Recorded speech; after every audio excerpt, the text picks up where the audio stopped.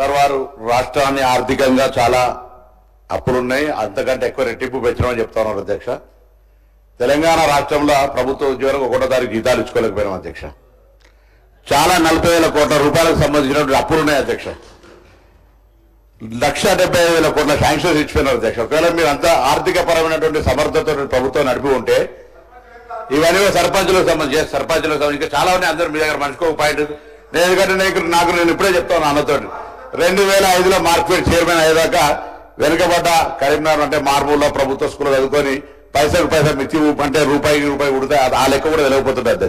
కాబట్టి ఆర్థికంగా ఇవాళ మీరు చెప్తున్న లెక్కలకు సంబంధించి చాలా మందికి ఆర్థిక పరమైన అంశాల అటువంటి ఒక అవగాహన నాకే లేదనుకున్నప్పుడు ఇక వేరే జనరల్ ఇప్పుడు నేర్చుకుంటున్నాం కావచ్చు. కానీ నేనేం అడుగుతున్నాం అంటే మనం ఫైనాన్షియల్ ఇంత మీరు చూపెడుతున్న లెక్కల ప్రకారంగా వివిధ కోడింగ్ పత్రికలు లేదా ఇతరాతర రిపోర్ట్స్ ప్రకారంగా చెప్తున్న దాని ప్రకారంగా క్షేత్రస్థాయిలో కనబడుతున్న దానికి తేడా కనబడుతుంది. కాబట్టి దయచేసి మనం అప్పులు తెచ్చుకోవడం ద్వారానే మనం అభివృద్ధిలోకి వచ్చినామని అనుకుని సమర్థించుకుంటే ఈరోజు రాష్ట్రంలో జరుగుతున్నటువంటి వాస్తవ పరిస్థితికి సంబంధించి మనం ఎన్ని రకాల కార్యక్రమాలను ఎంత ప్రభుత్వ ఉద్యోగాలకు సంబంధించో ప్రభుత్వ సంపదను పెంచుకోవడానికి కొరకో లేకపోతే ఇంకొక రకంగా ఉపయోగించుకున్నటువంటి అంశానికి సంబంధించో ఇవాళ మీరు జాగ్రత్త వెళ్తారంటున్నారు అధ్యక్ష. 2004లో నేను పోటీ చేసినప్పుడు మానకోట దగ్గర ఉన్న జాగా అమ్ముకుంటే 2,80,000 అయింది అధ్యక్ష.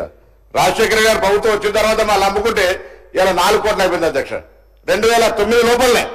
సో ఆ విధంగా జాగల రేట్లకు సంబంధించి పెరుగుదల అనేటువంటిది నిరంతర ప్రక్రియ లేదా అభివృద్ధి. ఒక్కటే మాట ఇలా తెలంగాణ ప్రజలకు గమనించాల్సింది ఏంటంటే తెలంగాణ ఏర్పడ్డాడు. తెలంగాణకు సంబంధించి మనం 60,000+ అప్పుతో మనం ధనిక రాష్ట్రంగా ఉన్నటువంటి పరిస్థితి నుంచి ల్యాండ్ క్రూజర్ కార్లు కానీ జరుగుతున్నచ్చు. కానీ నేనేమంటున్నా ఆనాడు కూడా ఇట్లనే ప్రభుత్వం సమకూర్చిన ఇన్ఫ్రాస్ట్రక్చర్ కూడా ఉన్నది కదా. సమకూర్చిన ఇన్ఫ్రాస్ట్రక్చర్ తోటి మన రాష్ట్రానికి అనేక రకాలుగా తీసుకునే ప్రయత్నం చేయాలి. 10 ఏళ్ల రాష్ట్రంలో ఉన్నటువంటి పరిస్థితుల్ని ఆర్థిక మంత్రి గారు జవాబులు చెప్తారు. కానీ జరుగుతున్నటువంటి సంబంధించిన విషయం లోపల మనం ఎంతసేపు రిపోర్ట్స్ లేకపోతే ఇతరత్ర కోటింగ్ చేసుకునే కంటే ప్రస్తుత వాస్తవ పరిస్థితులు ఒకసారి క్షేత్రస్థాయిలో తెలుసుకోవాలి. మనిషి సగటు రేటు నిన్న అరిగి చెప్తా ఉండే 2,12,000 అప్పు జరిగామని. ఈ విధంగా అప్పులకు సంబంధించి వేరే రాష్ట్రాలతో పోసుకొని మనం చాలా తక్కువ అని చెప్తున్నారు. ఇవన్నీ పెద్ద లెక్క మన ఊళ్ళలో చెప్పినటువంటి లెక్క కాకుండా దయచేసి తెలంగాణ 10 సంవత్సరాల నుంచి ఇంకా భవిష్యత్తుకు సంబంధించి మీరు అంటారు విమర్శించుకోవద్దు. మన రాష్ట్రాన్ని కేంద్రం నుంచి అందరికీ నిధులు తెచ్చుకోవాలనుకుంటున్నాం. ఆ దిశలో మన కార్యక్రమం కొనసాగాలని గౌరవ మాజీ మంత్రి గారికి యువ శాసనసభ్యులు సందర్భంగా విజ్ఞప్తి చేస్తాను.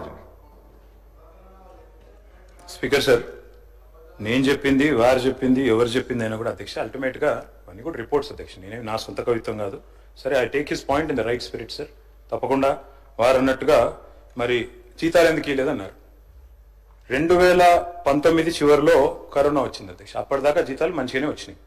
2019 కరోనా వచ్చినాక మేమేమనుకున్నాం అధ్యక్ష, పేదల సంక్షేమం ఆగొద్దు, ఎమ్మెల్యేల జీతాలు ఆగినా పర్వాలేదు, ఎమ్మెల్సీల జీతాలు ఆగినా పర్వాలేదు, మంత్రుల జీతాలు ఆగినా పర్వాలేదు, కానీ రైతులకు రైతు బంధు ఆగద్దు, పేదలకు పెన్షన్లు ఆగద్దు, పేద పిల్లలకు కళ్యాణ లక్ష్మి ఆగద్దు అట్లా అనుకున్నాం. అందుకే ఉద్యోగుల జీతాలు కూడా కొద్దిగా ఆలస్యంగా ఇవ్వచ్చు. కానీ నేను అడుగుతున్నా, ఇవాళ ఉద్యోగులందరికీ జీతాలు పడుతున్నాయి. ఫస్ట్ కు ఇట్లా అబద్ధాలు చెప్పొచ్చా? ఇవాళ నేను చూపెడతాను అధ్యక్ష. నాకు మొత్తం పేపర్ కటింగ్లు ఉన్నాయి, మొత్తం మంత్రి గారికి పంపుతాను. ఇవాళ మొత్తం కాంట్రాక్ట్ అవుట్ సోర్సింగ్ ఉద్యోగులు 8 నెలలుగా జీతాలు లేని వాళ్ళు ఒక్కరు కాదు అధ్యక్ష. రాష్ట్రంలో లక్షల మంది ఉన్నారు. వాస్తవాలు వారికి కూడా తెలుసు అధ్యక్ష. చెబితే అధ్యక్ష ఇంకా చాలా మంది, నేను విమర్శ చేయట్లేదు, అనవసరంగా వారు విమర్శ చేయవచ్చు కూడా నేను కూడా చేయొచ్చు అధ్యక్ష. నేను చెప్పేది వారికి ఒకటే, కరోనా అనేది మొత్తం దేశాన్ని కాదు ప్రపంచాన్ని ఊపిన ఒక మహమ్మారి. దానికి ఎవరు కూడా అతీతులు కారు. సరే, మంత్రి గారికి నేను చెప్పేది ఏమంటే అధ్యక్ష, ఆనాడు 2014లో అధ్యక్ష మన ప్రయాణం ప్రారంభమైనప్పుడు 4.5 లక్షల కోట్లు మన జిఎస్డి. ఈ రోజు ఎంత అధ్యక్ష? 16 లక్షల కోట్లు. మేము దిగిపోయేనాడు 14.5 లక్షల కోట్లు. సంపద పెరిగిందా తగ్గిందా రాష్ట్రానికి?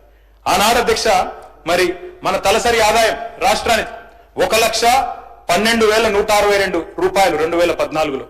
మరి 2023-24 నాటికి ఎంత పెరిగింది అధ్యక్ష? మీకు అప్పచెప్పినాడు 3,56,000తో దేశంలోనే నెంబర్ 1 పర్ క్యాపిటా ఇన్కమ్ లో తెలంగాణ.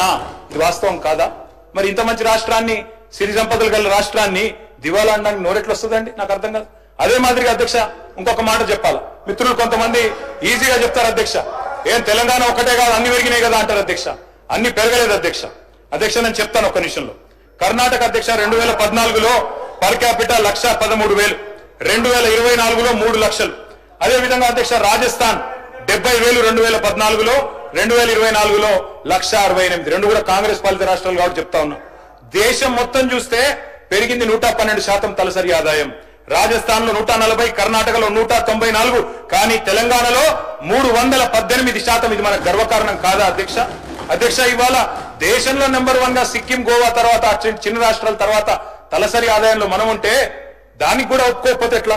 అదేవిధంగా అధ్యక్ష, నేను మొన్న చెప్పాను, చెన్నైలో కూడా చెప్పాను డిలిమిటేషన్ మీటింగ్ లో, 2.8% ఉన్న తెలంగాణ ఇవాళ భారతదేశంలో 5% జీడీపీ కాంట్రిబ్యూట్ చేస్తున్నది. వచ్చినాడు తెలంగాణ రాష్ట్రం ఏర్పడ్డ నాడు మన contribution 4% to the nation. Today we are contributing 5.1%. ఇది మన గర్వకారణం కాదా? మరి నిజంగానే మీరు అన్నట్టు దివాలా తీస్తే అది తగ్గుతుందా పెరుగుతుందా? అధ్యక్ష, ఇంకొక మాట అంటా ఉన్నా అధ్యక్ష, ఒకటి కాదు అధ్యక్ష, రిపోర్ట్లు బోలెడు ఉన్నాయి. మల్టీ డైమెన్షనల్ పావర్టీ తగ్గింది, హౌస్ హోల్డ్ ఇన్కమ్ పెరిగింది, ఇవన్నీ కూడా రిపోర్ట్స్ ఉన్నాయి. నేను వాటికి జోలికి పోను అధ్యక్ష.